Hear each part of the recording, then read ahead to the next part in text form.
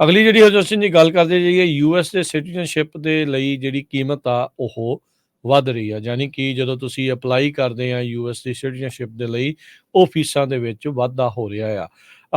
Office of homeland security statistics ਦੇ ਮੁਤਾਬਕ ਅਜੇ 9 million ਲੋਕ ਗ੍ਰੀਨ ਕਾਰਡ ਦੇ ਉੱਤੇ ਆ ਯੂਐਸ ਦੇ ਵਿੱਚ ਜਿਹੜੇ ਐਲੀਜੀਬਲ ਨੇ ਸਿਟੀਜ਼ਨਸ਼ਿਪ ਲੈਣ ਦੇ ਲਈ।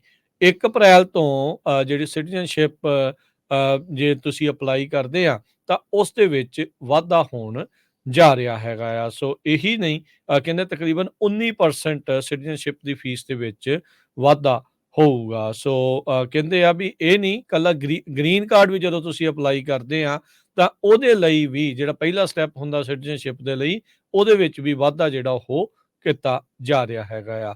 ਸੋ N400 ਜਿਹੜਾ ਨੈਚੁਰਲਾਈਜੇਸ਼ਨ ਦਾ ਫਾਰਮ ਆ ਉਹਦੀ $640 ਇਸ ਟਾਈਮ ਫਾਈਲਿੰਗ ਫੀਸ ਆ, ਉਹ ਵਧਾ ਕੇ ਹੁਣ $725 ਕੀਤੀ ਜਾ ਰਹੀ ਆ। ਫਿੰਗਰਪ੍ਰਿੰਟ ਦੀ ਬਾਇਓਮੈਟ੍ਰਿਕਸ ਜਿਹਨੂੰ ਆਖਿਆ ਜਾਂਦਾ ਆ ਉਹ ਵੀ $760 ਦਾ ਹੋਣ ਜਾ ਰਿਹਾ ਹੈਗਾ ਆ।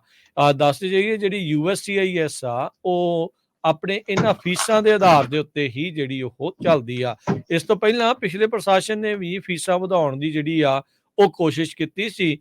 2020 ਦੇ ਵਿੱਚ USCIS ਨੇ ਨੈਚੁਰਲਾਈਜੇਸ਼ਨ ਦੀ ਜਿਹੜੀ ਫੀਸ ਆ ਉਸ ਨੂੰ 80% ਉਹ ਵਧਾ ਦਿੱਤਾ ਸੀ $1170 ਦੇ ਉੱਤੇ। ਸੋ ਉਦੋਂ ਉਸ ਟਾਈਮ ਦੇ ਉੱਤੇ ਕੁਝ ਮਾਈਗ੍ਰੈਂਟ ਰਾਈਟ ਗਰੁੱਪਸ ਤੇ ਫੈਡਰਲ ਜੱਜ ਆ ਉਹਨਾਂ ਨੇ ਜਿਹੜੇ ਨਵੇਂ ਰੂਲ ਆ ਉਸ ਨੂੰ ਲਾਗੂ ਹੋਣ ਤੋਂ ਰੋਕ ਲਿਆ ਸੀਗਾ। ਸੋ ਪੂਰੀ ਤਰੀਕੇ ਦੇ ਨਾਲ ਉਦੋਂ ਫੀਸ ਵੱਧ ਨਹੀਂ ਸਕੀ, ਪਰ ਹੁਣ ਜੋ ਟਰੰਪ ਹੁਣਾਂ ਨੇ ਸ਼ੁਰੂ ਕੀਤਾ ਸੀ ਉਨੀ ਜ਼ਿਆਦਾ ਨਹੀਂ, ਪਰ ਫਿਰ ਵੀ ਵਾਧਾ ਜਿਹੜਾ ਆ ਉਹ ਹੁਣ ਬਾਈਡਨ ਹੋਣੀ ਕਰਨ ਜਾ ਰਹੇ ਆ। ਸੋ ਹੁਣ ਇਨਕਰੀਜ਼ ਜਿਹੜਾ ਆ ਉਹ ਹੋਣ ਜਾ ਰਿਹਾ 1 ਅਪ੍ਰੈਲ ਤੋਂ ਬਾਅਦ ਚ ਜਿਹੜੇ ਲੋਕ ਕਹਿ ਲਓ ਵੀ ਲੀਗਲੀ ਇੱਥੇ ਹੁਣ ਸਿਟੀਜ਼ਨ ਬਣਨਾ ਚਾਹੁੰਦੇ ਆ ਉਹਨਾਂ ਦੀ ਕੁੱਲ ਕੀਮਤ ਲਾਗਤ ਜਿਹੜੀ ਜੇ ਕਿਤੇ $1750 ਸਾਰੀਆਂ ਚੀਜ਼ਾਂ ਦਾ ਮਿਲਾ ਕੇ ਲੱਗਦਾ ਸੀ ਉਹ ਵੱਧ ਕੇ ਹੁਣ $3000 ਤੱਕ ਹੋਣ ਜਾ ਰਿਹਾ ਹੈ। ਸੋ ਜਿਹੜੇ ਭਾਈ ਗ੍ਰੀਨ ਕਾਰਡ ਹੈਗੇ ਆ ਤੇ ਜੇ ਬਣਨਾ ਹੀ ਆ ਇਵੈਂਚੁਅਲੀ ਸਿਟੀਜ਼ਨ ਤਾਂ 1 ਅਪ੍ਰੈਲ ਤੋਂ ਪਹਿਲਾਂ ਫਾਈਲ ਕਰ ਲਓ, ਨਹੀਂ ਤਾਂ ਫੀਸਾਂ ਦੇ ਵਿੱਚ ਖਾਸਾ ਜਿਹੜਾ ਆ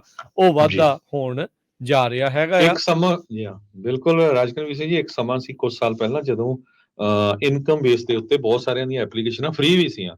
ਅਸੀਂ ਬਹੁਤ ਉਹਦੇ ਪੰਜਾਬੀ ਰੇਡੀਓ USA ਤੇ ਰੌਲਾ ਪਾਇਆ ਵੀ ਭਾਈ ਬਹੁਤ ਸਾਰੇ ਸਿਟੀਜ਼ਨ ਬਣੇ ਵੀ ਆ ਵੀ ਬਣ ਜਾਓ। ਤੇ ਕੱਲਾ ਇਹ ਨਹੀਂ ਹੈ, H1B ਵੀਜ਼ਾ ਦੀਆਂ ਬਹੁਤ ਸਾਰੀਆਂ ਐਪਲੀਕੇਸ਼ਨਾਂ ਦੀ ਜੋ ਫੀਸ ਆ 2050% ਇਨਕਰੀਜ਼ ਹੋਣ ਜਾ ਰਹੀ ਹੈ। 250% 2024 ਤੁਸੀਂ ਇੱਥੋਂ ਅੰਦਾਜ਼ਾ ਲਾ ਲਓ।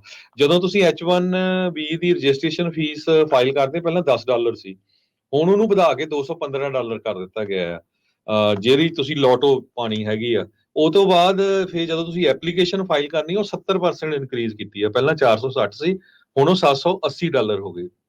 ਇਸੇ ਤਰ੍ਹਾਂ ਜਿਹੜੀ ਐਪਲੀਕੇਸ਼ਨ ਫੀਸ ਆ ਸਿਟੀਜ਼ਨਸ਼ਿਪ ਦੀ ਉਹ ਤੁਸੀਂ ਆਲਰੇਡੀ ਦੱਸ ਚੁੱਕੇ ਹੈਗੇ ਆ ਵੀ ਕਿੰਨੀ ਜ਼ਿਆਦਾ ਇਨਕਰੀਜ਼ ਹੋਈ ਆ। ਇਸੇ ਤਰ੍ਹਾਂ ਇੱਕ ਜੋ EB5 ਇਨਵੈਸਟਰ ਵੀਜ਼ਾ ਹੈਗਾ ਗ੍ਰੀਨ ਕਾਰਡ, ਉਹਦੀ I-5 to 6 ਜਿਹੜਾ ਫਾਰਮ ਆ ਉਹਦੀ 204% ਫੀਸ ਇਨਕਰੀਜ਼ ਹੋਈ ਆ ਤੇ $11,660 ਆ। ਹੁਣ ਤੁਸੀਂ ਅੰਦਾਜ਼ਾ ਲਾ ਲਓ ਵੀ ਜਿਹਨੇ ਮਿਲੀਅਨ ਦੇਣਾ ਦੇ ਦੂ $11,000। ਇਹੀ ਨਹੀਂ ਮਿਲਦਾ ਜਿਹੜਾ ਸਭ ਤੋਂ ਜ਼ਿਆਦਾ ਜਿਹੜੇ ਫੈਮਿਲੀ ਬੇਸਡ ਵਾਲੇ ਜਿਹੜੇ 130 ਅਪਲਾਈ ਕਰਦੇ ਆ ਉਹ ਫੀਸ ਵੀ ਜਿਹੜਾ ਆ 17% ਉਸ ਦੇ ਵਿੱਚ ਵਾਧਾ ਹੋ ਰਿਹਾ। ਆਨਲਾਈਨ ਫਾਈਲਿੰਗ ਜਿਹੜੀ 535 ਦੀ ਸੀਗੀ ਉਹ ਤਕਰੀਬਨ $625 ਦੀ ਹੋਣ ਜਾ ਰਹੀ ਆ।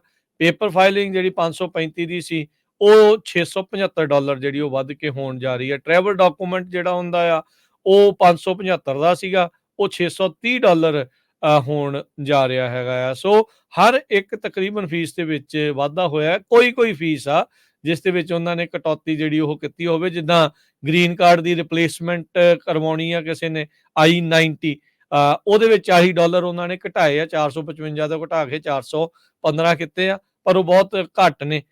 ਜਿਹੜੇ ਲੋਕ ਜਿਨ੍ਹਾਂ ਨੇ ਹੁਣ ਸਿਟੀਜ਼ਨ ਬਣਨਾ ਹੈ ਜਾਂ ਜਿਨ੍ਹਾਂ ਨੇ ਗ੍ਰੀਨ ਕਾਰਡ ਅਪਲਾਈ ਕਰਨਾ ਆ ਉਹ ਸਾਰੀਆਂ ਫੀਸਾਂ ਦੇ ਵਿੱਚ ਕਹਿ ਲਓ ਵੀ ਕਾਫੀ ਛਾਲਾਂ ਜਿਹੜੀਆਂ ਆ ਹਰਜੋਤ ਸਿੰਘ ਜੀ ਵੱਜ ਰਹੀਆਂ ਆ। 485 ਦੀ ਫੀਸ ਦੇ ਵਿੱਚ ਵੀ $215 ਤੇ $300 ਦਾ ਇਜ਼ਾਫਾ ਹੋਇਆ ਆ। ਜਿਹੜਾ ਪਰਮਾਨੈਂਟ ਜਾਂ ਐਡਜਸਟਮੈਂਟ ਆਫ ਸਟੇਟਸ ਹੁੰਦਾ ਆ 485 ਉਹ 1140 ਹੁੰਦੀ ਸੀ ਫੀਸ, ਉਹ 1440 ਜਿਹੜੀ ਹੋਈ ਆ। ਸੋ ਜੇ ਬਾਇਓਮੈਟ੍ਰਿਕ ਸਰਵਿਸ ਦੇ ਨਾਲ ਆ ਤਾਂ ਉਹ 1225 ਦੀ ਥਾਂ ਤੇ ਉਹ ਵੀ ਜਿਹੜੀ $1440 ਜਿਹੜੀ ਉਹਨਾਂ ਨੇ ਕਰ ਦਿੱਤੀ ਹੈਗੀ ਆ। ਸੋ ਹਰ ਇੱਕ ਚੀਜ਼ ਦੇ ਵਿੱਚ ਇਨਫੈਕਟ ਜਿਹੜਾ ਓਵਰਆਲ ਆਪਾਂ ਵਾਧਾ ਹੀ ਦੇਖ ਜੀ। ਰਹੇ ਹੈਗੇ ਆ। ਹਰਭੁਪਿੰਦਰ ਸਿੰਘ ਤੂਰ ਹੋਣਾ ਦਾ ਕੁਐਸਚਨ ਆ, ਤੁਸੀਂ ਸ਼ਨਿਸ਼ਰਵਾਰ ਨੂੰ ਜੋ ਅਟਾਰਨੀ ਜੇ ਤੇਰਕੇ ਆਣਾ ਉਹਨਾਂ ਦਾ ਉਹਦੇ ਵਿੱਚ ਪੁੱਛ ਲਿਓ।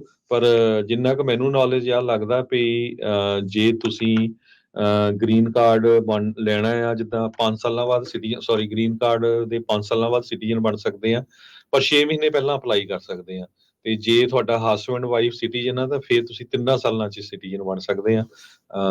ਤੇ ਇਹ ਜ਼ਰੂਰ ਤੁਸੀਂ ਵਕੀਲ ਦੇ ਨਾਲ ਕਨਫਰਮ ਕਰ ਲਿਓ।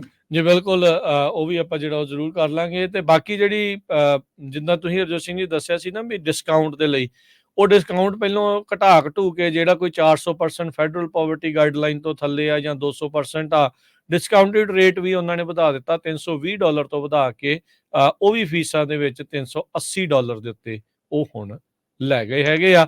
USCIS ਕਹਿੰਦੀ ਆ ਵੀ ਇਹ ਵਧੀਆਂ ਹੋਈਆਂ ਫੀਸਾਂ ਦੇ ਨਾਲ ਜਿਹੜਾ ਵੇਟ ਟਾਈਮ ਆ ਲੋਕਾਂ ਨੂੰ ਕਾਲ ਕਰਨ ਦੇ ਲਈ ਤੇ ਜਿਹੜੀ ਕਸਟਮਰ ਸਰਵਿਸ ਆ ਉਸ ਦੇ ਵਿੱਚ ਅਸੀਂ ਇੰਪਰੂਵਮੈਂਟ ਆ ਉਹ ਵਾਧਾ ਕਰਨ ਜਾ ਰਹੇ ਹਾਂ। ਸੋ 1 ਅਪ੍ਰੈਲ ਤੋਂ ਸਿਟੀਜ਼ਨਸ਼ਿਪ ਦੇ ਲਈ, ਗ੍ਰੀਨ ਕਾਰਡ ਦੇ ਲਈ, ਜਿਹੜੇ ਵੀ ਇਮੀਗ੍ਰੇਸ਼ਨ ਦੇ ਮਸਲਿਆਂ ਦੀਆਂ ਐਪਲੀਕੇਸ਼ਨਸ ਆ, ਫੀਸਿਸ ਆ, ਉਹਦੇ ਵਿੱਚ ਮੈਜੋਰਟੀ ਦੇ ਵਿੱਚ ਉਹ ਵਾਧਾ ਹੋਣ ਜਾ ਰਿਹਾ ਹੈਗਾ। ਇੱਕ ਆਪਾਂ ਇੱਥੇ ਹਰਜੋਤ ਸਿੰਘ ਜੀ ਬ੍ਰੇਕ ਲੈਂਦੇ ਹਾਂ। ਬ੍ਰੇਕ ਤੋਂ ਬਾਅਦ ਦੇ ਵਿੱਚ ਇਜ਼ਰਾਈਲ ਹਮਾਸ ਦਾ ਜਿਹੜਾ ਮੁੱਦਾ ਆ ਉਹ ਇੱਕ ਵਰਲਡ ਕੋਰਟ ਦੇ ਵਿੱਚ ਕੇਸ ਜਿਹੜਾ ਹੋ ਗਿਆ ਆ, ਉਸ ਦੇ ਬਾਰੇ ਕੀ ਚੱਲ ਰਿਹਾ ਆ ਉੱਥੇ, ਉਹਦੇ ਬਾਰੇ ਤੁਹਾਡੇ ਨਾਲ ਜਿਹੜੀ ਉਹ ਆਪਾਂ ਗੱਲਬਾਤ ਕਰਦੇ ਹਾਂ। ਯੂਕਰੇਨ ਨੂੰ